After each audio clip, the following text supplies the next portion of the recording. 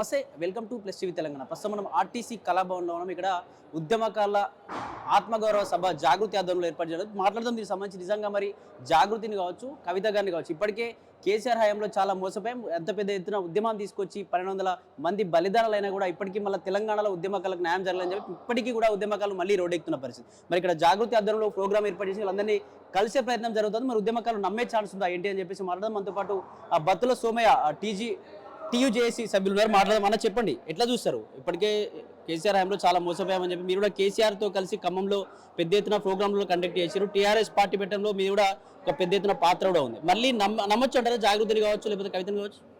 ఇప్పుడు మేము ఒక రకంగా ఈ పాలకుల బాధితులం.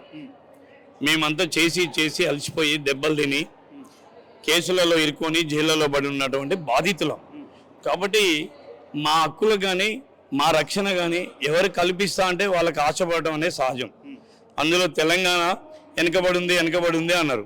వెనకబడి ఉన్న రాష్ట్రాన్ని మిగిలిన బడ్జెట్తో ఇచ్చిన రాష్ట్రాన్ని వాళ్ళు వెనకబడేశారు. వచ్చినటువంటి కేసీఆర్ గారు ఉద్యమ నాయకుడు అని నమ్మితే ఆయన చేతిలో పెడితే ఆయన కూడా మా ఉద్యమకారులని మా అమరవీరుల తల్లిదండ్రులని పట్టించుకోలే. 10 ఏళ్ళు కాలం ఎల్లదీసిండు, వెళ్ళిపోయిండు దాటేసుకుంటా. తర్వాత ఆ పరిస్థితిని కాంగ్రెస్ అవకాశంగా తీసుకొని అందరినీ నమ్మించి హామీలు ఇచ్చి అధికారంలోకి రావడం జరిగింది. వచ్చి 2 సంవత్సరాలు అయింది. ఈయన కూడా కేసీఆర్ చెప్పులు అడుగు పెడుతున్నాడు, కేసీఆర్ లాగానే డ్యాన్స్ చేస్తున్నాడు, కేసీఆర్ లాగానే ఇంద్రజాలం మాయాజాలం చేస్తున్నాడు. ఎట్లా అంటే ఆయన ఎట్లనైతే బంగారు తెలంగాణ నమ్మించిండో ఈయన కూడా ప్రజాపాలన పేరుతోని మూసీ సుందరీకరణ అంటాడు, లక్షల కోట్లు తీసుకొచ్చి దాంట్లో పోస్తున్నాడు. ఫ్యూచర్ సిటీ అంటున్నాడు.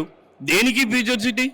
400 సంవత్సరాల చరిత్ర ఉన్నటువంటి హైదరాబాద్ను వదిలిపెట్టి నువ్వు ఫ్యూచర్ సిటీ కోసం పోవాల్సిన అవసరం లేదు. ఇప్పుడు అట్లానే రింగ్ రోడ్డు కోసం పోవాల్సిన అవసరం లేదు. నువ్వు అందాల పోటీలు అంటున్నావు, వాడిని ఉన్నది ఎంత ఆగం చేస్తున్నాడైనా. మేము మళ్ళీ లాంగ్ స్టాండింగ్ 12 ఏళ్ళు అయింది. ఇప్పటికీ చూసి కాయలు కాస్తున్నాయి, చాలామంది చనిపోతున్నారు.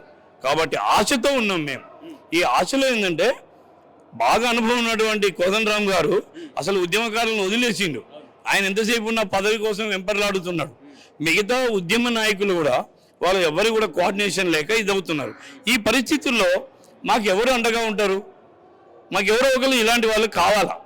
ఆ నమ్మకంతోనే కవితమ్మ కూడా మమ్మల్ని కాపాడుతుందేమో, మాకు అండగా ఉంటుందేమో, ఈ ప్రభుత్వం మీద ఒత్తిడి తీసుకొస్తుందేమో. రేపు బడ్జెట్ సమావేశాలు ఉన్నాయి. ఈ బడ్జెట్ సమావేశాల లోపు ఒత్తిడి తీసుకొస్తే బలం పెరిగి ప్రభుత్వం మీద ఒత్తిడి తీసుకొస్తే ఉద్యమకారులకు కార్పొరేషన్ జీవో ఇస్తారేమనే ఆశతోని మేము కవిత గారు తీసుకునేటువంటి స్టాండ్ మీదనే ఆధారపడి ఉంటుంది. ఆమె పార్టీ కోసమో జాగృతి కోసం మేము రాలేదు. ఉద్యమకారుల అంశాన్ని తీసుకొని నేను మీకు ఫుల్ సపోర్ట్ ఇస్తూ ఉద్యమం చేస్తా, పోరాటం చేస్తా, మీతో పాటు రోడ్డు మీదకి వస్తా అని అనబట్టి నమ్మి ఇవ్వాలి. బీఆర్ఎస్ పార్టీ 2 సార్లు అధికారంలో ఉన్నప్పుడు కూడా కవిత ఎంపీగా ఉన్నది, అక్కడ ఎమ్మెల్సీగా కూడా ఉన్నది. అప్పుడు ఎందుకు ఉద్యమకాల గురించి అంత ఇబ్బందులు జరుగుతుంటే ఎందుకు మరి మాట్లాడలేకపోయింది? అప్పుడు మాట్లాడకుండా ఇప్పుడు వచ్చి మాట్లాడుతూ ప్రజలు కొంచెం వ్యతిరేకమయ్యే ఛాన్స్. ఆ కుటుంబంలో వ్యక్తి కాబట్టి, ఆమె ఎంపీగా ఎమ్మెల్సీగా ఉన్నది కాబట్టి, ఒక మంత్రిగా లేదు. అయినా సరే ఆమెకు స్వేచ్ఛా స్వాతంత్రాలు ఏం లేవు, మాట్లాడే అటువంటి ఇండిపెండెన్స్ లేదు ఆమెకి. అయినా సరే మాట్లాడకపోవడం అనేది అయితే కరెక్ట్ కాదు. మాట్లాడి కుటుంబం నుంచి ప్రభుత్వం నుంచి దూరం కాలేరు ఎవరైనా సరే. కాబట్టి అది అనుభవించడం కోసం అందులో ఉన్నారు. సరే బయటికి ఏ కారణాల చేత బయటకు వచ్చిందనే విషయాన్ని పక్కన పెడితే ఇప్పుడు వచ్చిన తర్వాత తను అమరవీరుల స్థూపం దగ్గర ఇంతకాలం ఉద్యమకారుల గురించి మా నాన్న కానీ మేం కానీ మాట్లాడకపోవడం తప్పు చేసిన బహిరంగంగా క్షమాపణ చెప్పింది. కాబట్టి క్షమించే గుణం తెలంగాణ ప్రజలకి మెండుగా ఉంది తరతరాల నుంచి కూడా. అది ఉంటేనే వ్యవస్థ అనేది ముందుకు పోతుంది. కాబట్టి అందులో భాగంగానే ఉద్యమకారులుగా మేము ఎన్నో కష్టాలు పడ్డ వాళ్ళం, ఎన్నో బాధలు పడ్డటువంటి వాళ్ళం, త్యాగాలు చేసినటువంటి వాళ్ళం. అందుకనే కవిత మాటలు నమ్ముతూ విశ్వసించి మాకు చేయి కలిపి మాతో ప్రయాణం చేస్తుందని చెప్పి మేము నమ్ముతూ ఆమె పెట్టినటువంటి ఉద్యమకారుల కోఆర్డినేషన్ మీటింగ్కి ఈరోజు వచ్చినాం.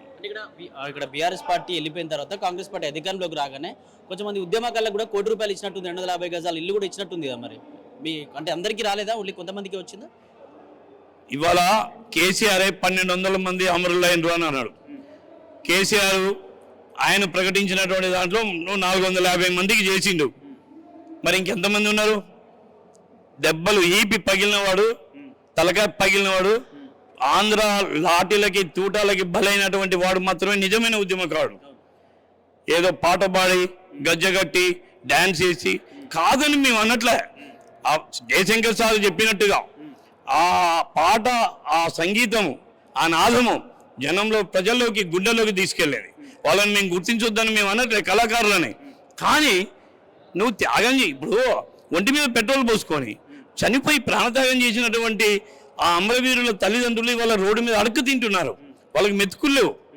ఇంత పెద్ద రాష్ట్రాన్ని సాధించడం కోసం ప్రాణత్యాగం చేస్తే కనీసం కడుపులో ఆ తల్లులకి మెతుకులు లేకపోతే ఎట్లా?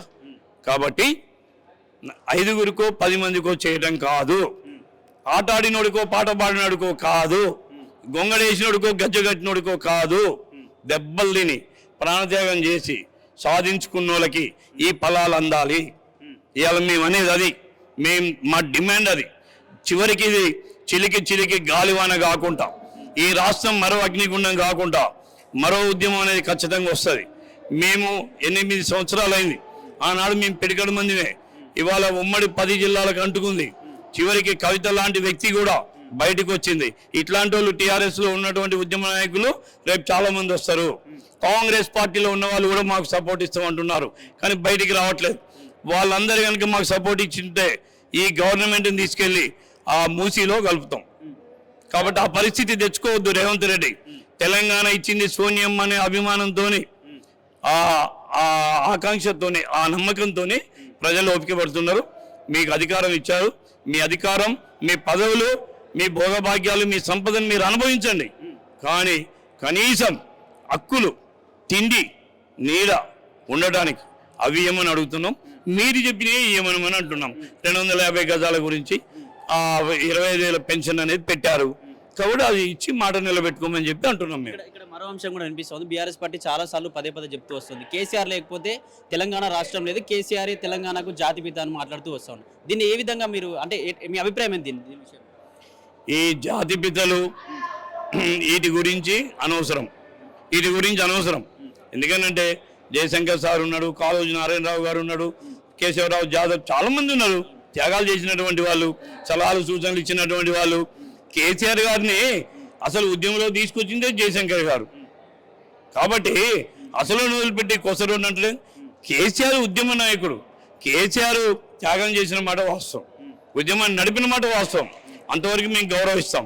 నేను ఇప్పుడు అదే చెప్పాను, ఉద్యమం నడిపేంతవరకు, రాష్ట్రం వచ్చేంతవరకు కేసీఆర్ మీద సూది మనం ఊపేంత మచ్చలేదు. రాష్ట్రం సాధించిన తర్వాత అహంకారం పెరిగింది, స్వార్థం పెరిగింది, కార్పొరేట్ శక్తుల్ని దగ్గర తీశాడు, ఈ సంపదనంతా వాళ్ళకి అప్పచెప్పిండు అనే చెప్తున్నాం. కాబట్టి జాతి పిత గురించి ఇప్పుడు చర్చించాల్సిన అవసరమే లేదు. అది ప్రజలు నిర్ణయిస్తారు, అది ప్రజలకు వదిలేయాలి. మేధావులకి, విద్యార్థులకి ప్రజలు నిర్ణయిస్తారు, వాళ్ళు చెప్తారు. గాంధీని ఎవరు చెప్పారు? కాబట్టి వద్దు, ఆ అంశం అసలు ముఖ్యం కాదు. మాకు ప్రధానమైంది ఇప్పుడు అసలు ఆ పదవుల కోసం కూడా మేము కొట్లాడట్లే, వాటి గురించి మేము ఆలోచించే స్థితిలో లేం. మా హక్కులు, మా కార్పొరేషన్ మాకు కావాలి ఇప్పుడు, అంతే. దానికోసమే మా పోరాటం. వెల్కమ్.